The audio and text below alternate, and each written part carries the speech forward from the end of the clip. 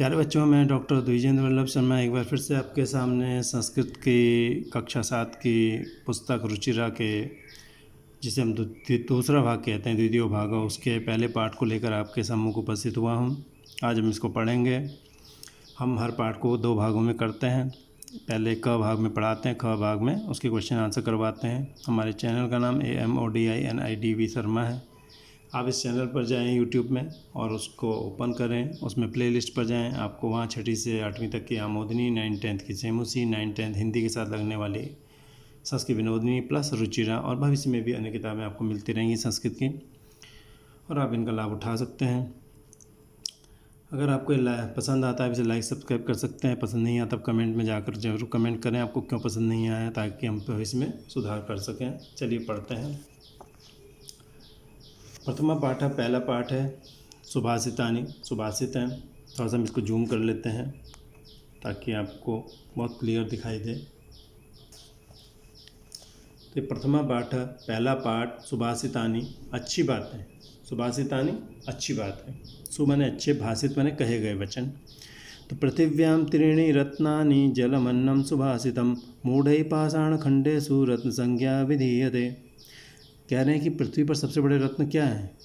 पानी है, भोजन है और अच्छे वचन हैं। लेकिन मूर्ख लोग सोना चांदी हीरे इनको रत्न कहते हैं। जबकि अगर मनुष्य के पास पानी ना हो, अन्न ना हो, अच्छी बातें ना हो, तो जिंदा रह सकता नहीं रह सकता, भले उसके पास कितने ही रत्न हो। लेकिन अगर उसके पास रत्न नहीं है लेकिन पानी, अन्न और अच्छी बातें हैं, तो वो बिना झगड़े के शांति से अन्न और पानी लेते हुए, खाते पीते हुए जीवन जी सकता है, जिंदा रह सकता है। बहुत अच्छी बात है। पृथिव्याम, पृथ्वी में त्रीणि रत्नानि, 3 रत्न हैं, 3 कीमती रत्न हैं। जलम अन्नम सुभाषितम, जल, अन्न और सुभाषित माने अच्छी बातें हैं। अगर हमारे समाज में अच्छी बातें ना हो तो लोग आपस में लड़ते झगड़ते रहें तो ज़िंदगी नरक बन जाती है। इसलिए कहते हैं खाली जल और अन्न ही नहीं बल्कि अच्छा माहौल भी होना चाहिए, ताकि आदमी खुशी से खा पी भी सके। अगर आप खा रहे हैं और आपका मन खराब है तो खाने का कोई फ़ायदा नहीं है। ठीक है। तो जलम का म इधर है और इधर है। जलम अन्नम 2 शब्द हैं। जल, अन्न और सुभाषित, ये 3 पृथ्वी पर रत्न हैं। मूढ़ई, मूर्ख लोगों के द्वारा पाषाण खंडे, जो पत्थर के जो खंड हैं, टुकड़े हैं, उनको रत्न संज्ञा विधीयते, रत्नों की संज्ञा दी जाती है, रत्नों का नाम दिया जाता है। पाषाण खंड मैंने पत्थर के टुकड़े, यानी कोयलों से निकले हुए जो, या रेत से निकले हुए, सोना चांदी और हीरे वगैरह को हम रत्न कहते हैं। जबकि वास्तविक जो रत्न मनुष्य के लिए वो क्या है? जल है, अन्न है और अच्छी बातें हैं। मनुष्य को इनका जरूर ध्यान रखना चाहिए, भले ही हमारे पास रत्न हो या न हो, हीरे जवाहरात हो चाहे न हो। सत्येन धार्यते पृथ्वी, सत्येन तपते रवि, सत्येन वाति वायुश्च, सत्यम सर्वम सत्य प्रतिष्ठितम। सब कुछ सत्य पर टिका हुआ है। देखिए, जब तक सच है तब तक धरती है, जब तक सच है तब तक सूर्य है, जब तक सच है तब तक हवा है। सब कुछ सच पर ही टिका हुआ है। हम मानते हैं कि सूर्य जो है, सूर्य के कारण धरती और जो है टिकी हुई है, उसकी किरणों से, उसके होने से हम लोगों का जीवन है। जब तक ये सच है कि सूर्य है तब तक हमारा जीवन है। जिस दिन सूर्य नहीं रहेगा, ये सत्य समाप्त हो जाएगा, उस दिन हम सब खत्म हो जाएंगे। जब तक हवा नहीं रहेगी तो हम खत्म हो जाएंगे। हवा है, ये सत्य है, और ये सत्य जब तक टिका हुआ है तब तक हम हैं। धरती जब तक टिकी हुई है, और ये कह रहे हैं सत्य के द्वारा ही धरती टिकती है। तो सत्य के द्वारा, जब सत्य नहीं रहेगा तो धरती पे असत्य छा जाएगा, तो लोग आपस में मार काट करेंगे और धरती समाप्त हो जाएगी। जब हम नहीं होंगे तो धरती हमारे किस काम की होगी?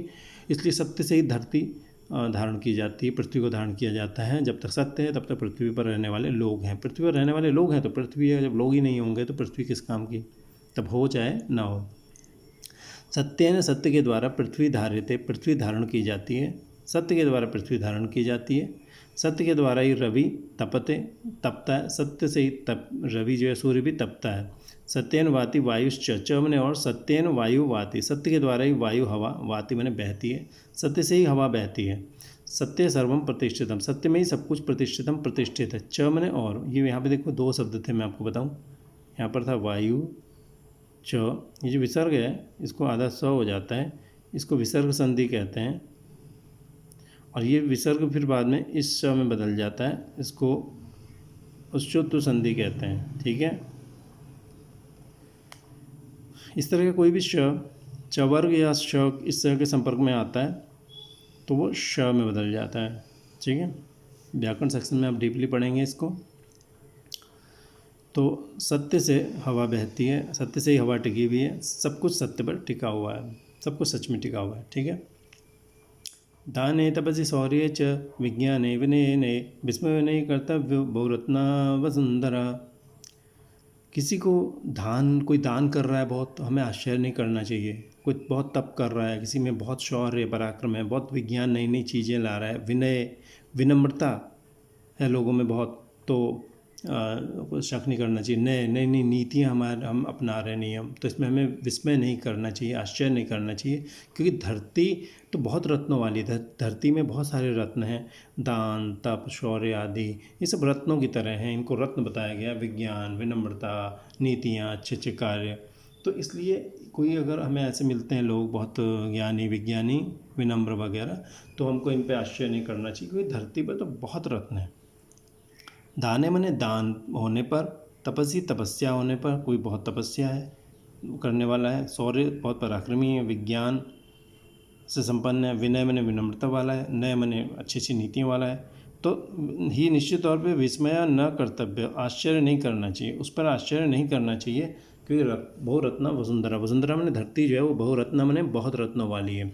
धरती जो है बहुत रत्न वाली है, धरती वह बहुत रत्न वाली, बहुरत्ना मैंने बहुत रत्न वाली धरती है।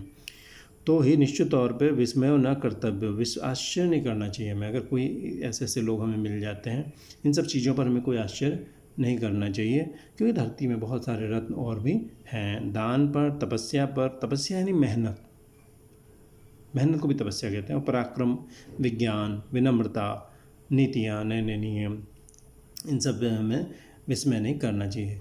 सद्भिरेव साहसीत सद्भि कुर्वीत संगतिम सद्भिर्विवादम मैत्रीम च न सद्भि किंचिदाचरेत। कह रहे हैं जो भी आप करो, झगड़ा करो, मैत्री करो, विवाद करो, जो भी करो अच्छे आदमी के साथ करो। बुरे से कुछ भी करोगे अंत में नुकसान ही होगा। मित्रता करोगे तो नुकसान, वो आपसे फ़ायदा उठाना चाहेगा। शत्रुता करोगे तो नुकसान, झगड़ा करोगे तो नुकसान। आप तो झगड़ा निपटाना भी चाहोगे, वो आपको हमेशा फंसा के रखना चाहेगा। तो सद्भिरेव, सद्भि एव, यहाँ पे देखो दो शब्द हैं, सद्भि एव। यहाँ पर क्या था, ये विसर्ग था, विसर्ग को स हुआ, स को रू हुआ, रू में र बच गया था। ठीक है, वो र कहाँ चला गया, यहाँ आ गया, और एव का ए उसमें जुड़ गया र में, तो सद्भिरेव बन गया। सत मने सज्जन, सतजन अच्छा आदमी, तो सत मने अच्छे लोगों के साथ, सद्भि मने अच्छे लोगों के, एव मने साथ। सद्भिरेव अच्छे लोगों के ही साहसित, साथ बैठो। साहसित में दो शब्द हैं, देखो स आसित, यहाँ पे क्या है, यहाँ देखो विसर्ग संधि हुई थी, और यह है सह आसित, ह का आ का आ, और आ मिल के क्या बन गया, आ बन गया। तो ये क्या बन गया, सहा बन गया, साहसित। तो है, तो सज्जनों के साथ ही, सज्जनों के ही साथ, आसित मैंने बैठो।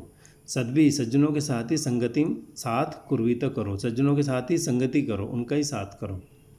सद्भिर्विवादम सज्जनों के साथ, यहाँ पे वही र आ गया है ऊपर वाला, उसी ढंग से सज्जनों के साथ ही विवादम, विवाद करो, झगड़ा करो, बहस करो। मैत्रीम च मने, और मैत्री मैंने मित्रता करो। न सद्भि किंचित आचरेत, न असद्भि, न असद्भि है यहाँ पे देखिए, न असद्भि, अ मिलके आ हो गया, तो ना असद्भि। असद्भि मैंने असद के साथ, मकार के साथ, झूठे के साथ। किंचित न आचरेत, कुछ भी मत करो। किंचित आचरित है, ठीक है, किंचित आचरित, ये त था, त को क्या हो गया, द, किंचित आचरित। तो असद्भि असज्जन के द्वारा किंचित न आचरित, कुछ नहीं करो।